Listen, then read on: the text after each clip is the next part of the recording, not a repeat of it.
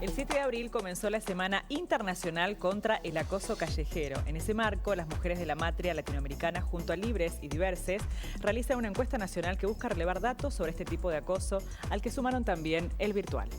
Aprobaron un proyecto de ley que penaliza el acoso sexual en espacios públicos. Vamos a hablar en forma directa con Paula Ojeda, que es coordinadora de Mumalá en Chaco, sobre este tema tan importante en nuestro país. ¿Qué tal, Paula? ¿Cómo va?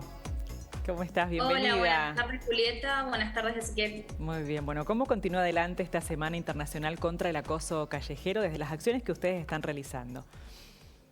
Sí, nosotras desde Mumalá a nivel nacional estamos realizando una encuesta, que nosotros ya habíamos realizado una encuesta en el 2015 y una en el 2019, y bueno, para poder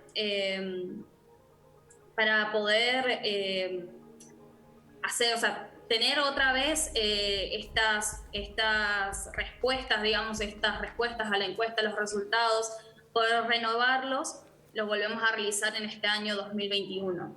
La idea es visibilizar el acoso callejero, visibilizar también el acoso en los espacios virtuales, teniendo en cuenta de que en esta situación de pandemia nos encuentra mucho frente a la computadora, en espacios virtuales. Son espacios también en donde nosotras recibimos acoso y está bueno tener estas estadísticas para poder también pedir políticas públicas, tener unos datos concretos y pedir estas políticas públicas para que esto se pueda solucionar, este problema. Paula, ¿se denuncia el acoso sexual en espacios públicos? ¿Hay denuncias concretas, reales, o todavía existe ese temor a la denuncia? En cualquier ámbito, en cualquier situación de violencia de género, incluyendo también el acoso en espacios públicos, lamentablemente todavía existe esto de que las mujeres no se animan a denunciar por muchísimas situaciones. Puede ser miedo, puede ser, miedo a que no te crean también. Toda la situación de violencia hace de que la persona violentada tenga muy baja autoestima, no esté en una posición psicológica muy acorde muchas veces para realizar una denuncia en el momento adecuado, digamos, al momento en el que sucede esta violencia. Claro. Y lo que pasa con la violencia callejera es que muchas veces es, por decirlo de alguna forma, esporádica. Yo, por ejemplo, caminando por la calle, un hombre me dice algo y muchas veces yo no sé quién es. A veces ni siquiera le vi la cara. Entonces eso también complica a la hora de denunciar un hecho de violencia en un espacio público. Sin embargo, sí tenemos leyes, en la Ley Nacional para Erradicar, Prevenir y Sancionar la Violencia de Género, está tipificada. Y bueno, en nuestro caso en el Chaco también tenemos una ley provincial que sanciona hasta con 30 días de arresto a cualquier persona que acose a una mujer en la calle. Claro, porque de esta manera, si no se denuncia, es que como que se continúa naturalizando, ¿no?, estas situaciones que a veces están tan arraigadas a la sociedad como algo totalmente natural, inofensivo. Cuando no es así, puede provocar muchísimo daño, ¿no? Por eso me gustaría, Paula, que pudiéramos definir concretamente para que todos podamos identificar qué se entiende por acoso callejero o virtual y para que podamos denunciar en consecuencia, en tiempo y en forma. Paula, ¿qué es el acoso callejero o cuándo podemos denunciar? Acoso callejero es cuando estamos en una situación de vulnerabilidad en la calle. Cuando, por ejemplo, para hacerlo con hechos más concretos, un hombre, una persona desconocida en la calle nos dice algún comentario fuera de lugar. O los mal llamados que antes se llamaban piropos, hoy sabemos que es acoso callejero, que una vaya por la calle y te digan desde lo más mínimo, por decirlo de alguna forma, que es hola, buen día, qué linda que estás, que la verdad es que ninguna pide que le digan eso, entonces está mal que lo hagan, hasta inclusive cosas que son irreproducibles en un espacio así. Sí. Esas situaciones son violencia. Cuando una se siente incómoda con alguna cosa que le haya podido decir un hombre en la calle, es una situación de violencia de acoso y es una situación de violencia de género también. Paula, lo mismo se trasladaría en este caso y más en este tiempo de pandemia a la virtualidad de la misma manera, pero allí podríamos contar, bueno, con suficientes pruebas, a lo mejor más evidentes que en esa situación, digamos, tan pasajera, ¿no? Como puede ser a lo mejor el cruce con otra persona que no conocemos en la calle. En la virtualidad tendríamos como más pruebas para hacerlo, ¿no? Claro, lo que tiene la virtualidad es que como queda, o sea, queda el rastro, digamos, queda esto de, capturas de pantalla. por ejemplo, un mensaje que te hayan mandado fuera de lugar, algún comentario en alguna foto. Por ejemplo, no sé, en las estadísticas del 2019, en estas encuestas que nosotros hicimos, nos salió de que el 60% de las personas encuestadas habían recibido un video de índole sexual sin haberlo pedido.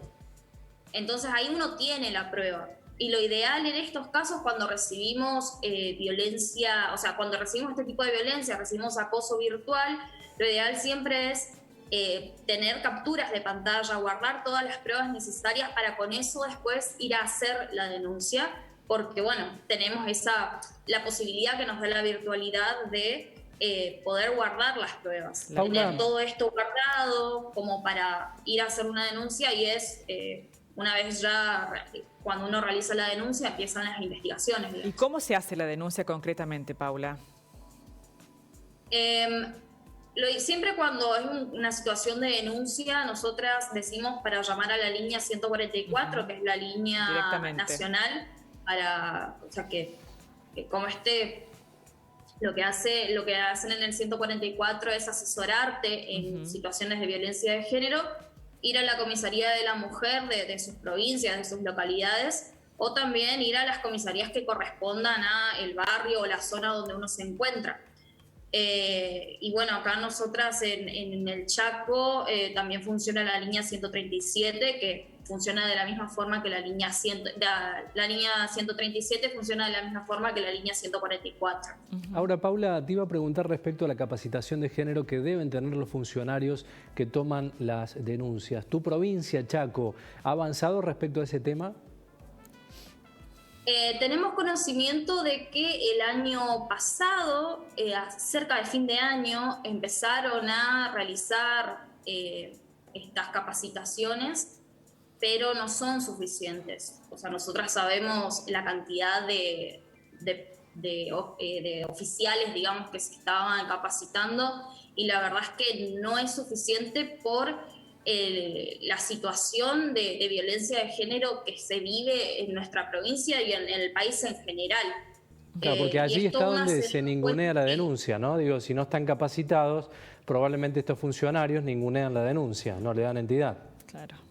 Claramente, eso sucede, es lamentable, pero sucede. Nosotras desde Mumalá, en todas las provincias donde está Mumalá, hacemos asesoramiento, digamos, de personas que necesiten hacer una denuncia por violencia de género, y nos llegan casos de mujeres y feminidades que van a hacer una denuncia y que no se la toman como corresponde. Muchas veces, dependiendo del lugar donde uno se encuentra, ni siquiera te toman la denuncia. También pasa esto de que por ahí sí toman la denuncia, pero en las fiscalías a donde van a parar estas denuncias por violencia de género, tampoco hacen mucho como para que esto siga avanzando. Las víctimas tienen mucho desconocimiento de en qué instancia está su caso, y son cosas que hay que evitar, porque una víctima de violencia de género está en todo su derecho de ir a denunciar y que la atiendan de la manera que corresponde, y está en todo su derecho de tener conocimiento de en qué instancia se encuentra su denuncia. Claro. Paula, se aprueba este proyecto de ley y vuelve a diputados con algunas modificaciones que tienen que ver específicamente con incorporar una multa económica. Aparte de la multa económica, que va entre casi 4.000 a 20.000 pesos promedio, ¿hay una capacitación para esta persona? Porque creo que con solamente el costo económico no se va a solucionar. Sí, debería de haber alguna formación, digamos, para esta persona, alguna capacitación, aparte de este costo económico, y dependiendo también de lo que hizo, debería de ser encarcelado, porque, a ver, no es lo mismo, digamos, cualquier tipo de violencia, de acoso es importante, pero no es lo mismo que un hombre te grite algo por la calle a que se exponga adelante tuyo, por ejemplo. Para mí, o sea, no debería de tener la misma sanción una persona que expone sus partes íntimas ante mujeres o una persona que te dijo algo, por ejemplo, te gritó algo por la calle. Sí, multa, igual, prisión. ¿Qué significa, Paula, que sí, se haya sí. justamente aprobado este proyecto de ley? ¿De alguna manera resuelve en parte la situación del acoso callejero o creen que no, que todavía hay mucho por trabajar en este sentido? Porque realmente, como vos lo decís, las penas son mínimas, si es que no cambia la conducta de esa persona, ¿no? Cualquier ley o sea, que beneficie, por decirlo de alguna forma, o que tenga este objetivo de erradicar, prevenir y sancionar las violencias que vivimos las mujeres y las feminidades, es una muy buena herramienta. Ahora, hay que ver cómo esto se aplica en el territorio, porque la ley puede estar, pero sin las capacitaciones de las personas y las instituciones que intervienen en estas situaciones no están realizadas, no tiene mucho valor, por decirlo de alguna forma. Y también otra cosa que hay que tener en cuenta, otro factor que hay que tener en cuenta, es que en el 2021 nosotros todavía seguimos viviendo en una sociedad machista en el que estas situaciones de acoso muchas veces pasan desapercibidas o inclusive con esto de que las mujeres aprendimos a hacer oídos sordos. Nosotras pasamos por la calle y si nos dicen algo, bueno, no escucho porque si respondo yo no sé si la persona va a responder peor, si va a venir hacia mí, me va a golpear, me puede llegar a hacer cualquier otra cosa. La gente muchas veces no se mete en estas situaciones o se sabe muchas veces de que lo toman a chiste. O sea, también falta como todo un trabajo. Claro, es tan profundo, ¿no? El cambio que claro, es tan profundo el cambio, Paula, que se necesita, porque sin duda que, de hecho, debe haber muchísimas personas acosadoras que ni siquiera registran ese acoso o ese daño que están haciendo al atacar la vulnerabilidad de una persona, de otra persona, ¿no? Por eso es tan importante esto de la educación. Claro, ¿no? Capacitar a funcionarios que toman las denuncias, aquellos también que incurren en estas situaciones. Te iba a preguntar, Paula, respecto a las políticas públicas de violencia de género de Chaco respecto al país. ¿Cómo está tu provincia respecto a este tema? Si hablamos de leyes y de políticas públicas, hay muy buenas políticas públicas, pero sí el problema que estamos viendo, tanto en mi provincia Chaco como en muchas provincias del país, es que a la hora de llevar al territorio estas políticas públicas está la falla. Por ejemplo, nosotros acá en el Chaco tenemos un protocolo de acción policial para casos de violencia de género en el que se especifica de una manera muy minuciosa cómo es la intervención de la policía en casos de violencia de género. Eso está, o sea, el escrito está, la política pública está. De ahora a que realmente se aplique de la forma que se tiene que aplicar es otro tema. Y ahí vemos una falla importante. Pero sabemos que esto no es solamente acá, sino que es en todo el territorio argentino pasa lo mismo. Y tiene que ver con esto también, ¿no? No hace mucho se empezó a hablar de la violencia hacia la mujer, de la violencia de género, del acoso callejero. Son cosas que por muchísimos años estuvieron tapadas, pasaron desapercibidas y se las tenía como normalizadas. Es por eso que nosotras también insistimos tanto con esta capacitación, o sea, con las capacitaciones a las personas que intervienen en estos casos, con las capacitaciones a los funcionarios públicos. Insistimos mucho, nosotras todas las veces, por ejemplo, que sacamos nuestros datos del observatorio con todos los meses, los datos de femicidios, siempre pedimos esto de que se cumpla con la ley Micaela de capacitación a los funcionarios, de que se cumplan las capacitaciones provinciales que ya están, digamos, que solamente falta que se empiece a cumplimentar estas capacitaciones. También, por ejemplo, este año también salimos otra vez con el pedido de la declaración de la emergencia nacional por violencia de género, que lo que hace es poner el foco en la situación de violencia de género que estamos viviendo en nuestro país.